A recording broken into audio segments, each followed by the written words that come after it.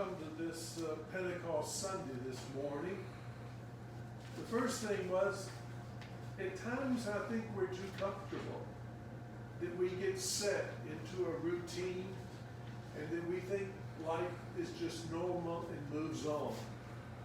I guess a culture shock came in 1979 to the Episcopal Church when the beloved Book of Common Prayer from 1928 was replaced by the new and current Book of Common Prayer. The King James Version was gone. It was not that we ever spoke in King James English or wrote in King James English. Why hast thou smitest me on the arm? Why did you hit me? You know, we never used that language in daily life, but some thought it was the language of the church. Then in 1952, the Revised Standard Version of the Bible came out, and it was used in churches.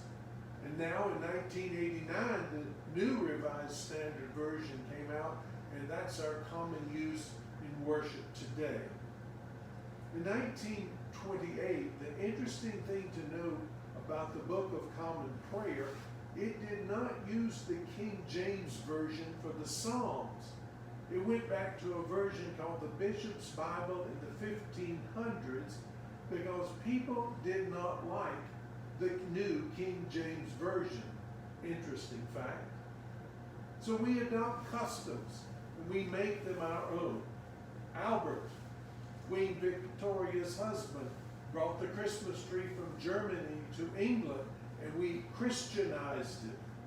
The creche scene that we use in all our churches today came from St. Francis in Italy. But we have a way of thinking, this is the way we do things. This is the way we set the altar. This is what clergy wear. This is the way we do things here at St. John's. And it seems to say that this is normative.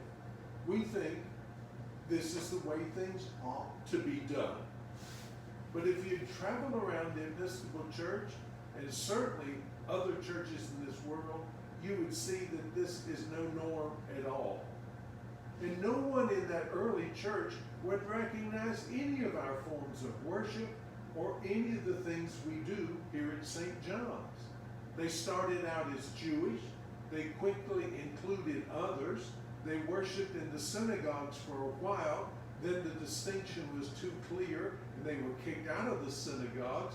Then they worshiped in small groups in homes. During this Easter season, we've followed the disciples. That night, John tells us they were locked in that room on Easter night for fear of the Jews, and Jesus just came and was in their midst. We have the story of the two disciples going from Jerusalem down to Emmaus, and Jesus walking with them. We have the story, the beautiful story of John, of Jesus on the beach preparing breakfast for the disciples. In the story we heard this morning, the disciples were all in a room in Jerusalem, and the Holy Spirit came like the rush of a mighty wind. It came with tongues of fire. Now we gather today, and a traditional prayer in the Christian church is, "Come, Holy Spirit." But do we really want that to happen?